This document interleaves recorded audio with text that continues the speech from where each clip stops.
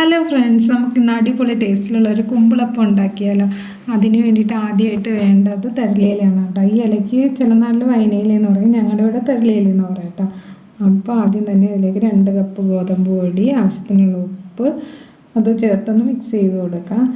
പിന്നെ അതിന് ശേഷം ഒരു അരമുറി നാളികേരം ചെറിയത് ചേർത്ത് കൊടുക്കാം. നാളികേരമൊക്കെ നമ്മുടെ ടേസ്റ്റിനനുസരിച്ച് ചേർക്കാം കേട്ടോ, കൂടുതലും കുറവൊക്കെ ചേർക്കാം.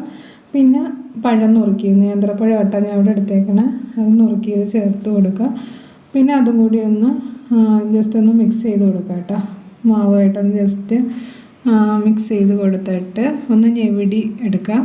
പിന്നെ അതിലേക്ക് നമുക്ക് ശർക്കരപ്പാനി ചേർത്ത് കൊടുക്കാം. ശർക്കരപ്പാനി നമ്മുടെ ആവശ്യത്തിനനുസരിച്ച് മധുരം ആവശ്യത്തിന് ചേർക്കാം കേട്ടോ. അപ്പോൾ ശർക്കരപ്പാനി ചേർത്ത് കൈകൊണ്ട് നല്ലോണം കുഴച്ച് ഒന്ന് മിക്സാക്കി എടുക്കാം കേട്ടോ. എന്നിട്ട് നമ്മുടെ ഇലയൊക്കെ അതാണ് ഇങ്ങനെ കുമ്പിള് പരുവത്തിലിങ്ങനെ കുത്തി വെച്ചിട്ടുണ്ട് കേട്ടോ. നമുക്ക് എന്നിട്ട് ആ ഇലയിലോട്ട് ഇതൊക്കെ ഫില്ല് ചെയ്യാം. മാവ് ഫില്ല് ചെയ്തിട്ട് നമുക്ക് ഇഡലി ചെമ്പിൽ വെച്ച് ആവിയേറ്റി എടുക്കാം. സൂപ്പർ ടേസ്റ്റുള്ള കുമ്പിളപ്പം റെഡി.